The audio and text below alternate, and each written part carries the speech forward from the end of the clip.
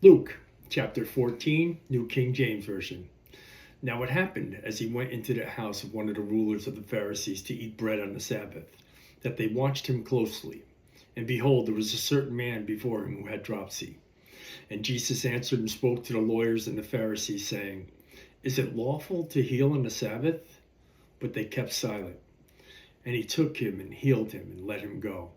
Then he answered them, saying, Which of you, having a donkey or an ox that has fallen into a pit, will not immediately pull him out on the Sabbath day? And they could not answer him regarding these things.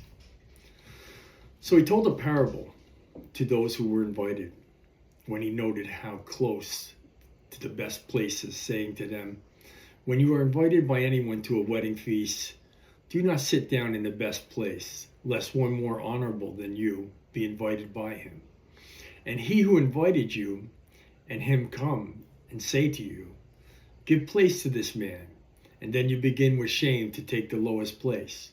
But when you are invited, go and sit down in the lowest place, so that when he who invited you comes, he may say to you, Friend, go up higher. Then you will have glory in the presence of those who sit at the table with you. For whoever exalts himself will be humbled, and whoever humbles himself will be exalted. Then he also said to him who invited him, When you give a dinner or a supper, do you ask your friends, your brothers, your relatives, nor your rich neighbors, lest they also invite you back, and you be repaid? But when you give a feast, invite the poor, the maimed, the lame, the blind, and you will be blessed, because they cannot repay you. For you shall be repaid at the resurrection of the just. Now when one of those who sat at the table had heard these things, he said to him, Blessed is he who shall eat bread in the kingdom of God. Then he said to him, A certain man gave a great supper and invited many. And he sent his servant at the supper time to say to those who were invited, Come, for all things are now ready. But they all with one accord began to make excuses. The first said to him, I have bought a piece of ground, and I must go see it. I ask to you, have me excused. Another said, I have bought 5 yoke of oxen, and I'm going to test them. I ask you to have me excused. Still another said, I have married a wife, therefore I cannot come. So the servant came and reported these things to the master.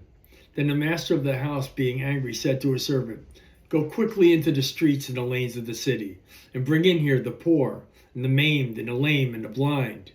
And the servant said, Master, it is done as you commanded, and still there is room. Then the master said to the servant, Go into the highways and the hedges, and compel them to come in, that my house may be filled. For I say to you that none of those men who were invited shall taste my supper. Now a great multitude went with him, and he turned and said to them, If anyone comes to me and does not hate his father and mother, wife and children, brothers and sisters, yes, and his own life also, he cannot be my disciple. And whoever does not bear his cross and come after me cannot be my disciple. For which of you, intending to build a tower, does not sit down first and count the cost, whether he has enough to finish it? Lest after he has laid the foundation and is not able to finish, all who see it begin to mock him, saying, This man began to build and was not able to finish. Or what king going to make war against another king does not sit down first and consider whether he is able with 10,000 to meet him who comes against him with 20,000? Or else, while the other is still a great way off, he sends a delegation and asks for conditions of peace. So likewise, whoever of you does not forsake all that he cannot be my disciple. Salt is good, but if salt has lost its flavor, how shall it be seasoned? It is neither fit for the land nor for the dunghill, but men throw it out. He who has ears to hear, let him hear. Luke chapter 14, New King James Version.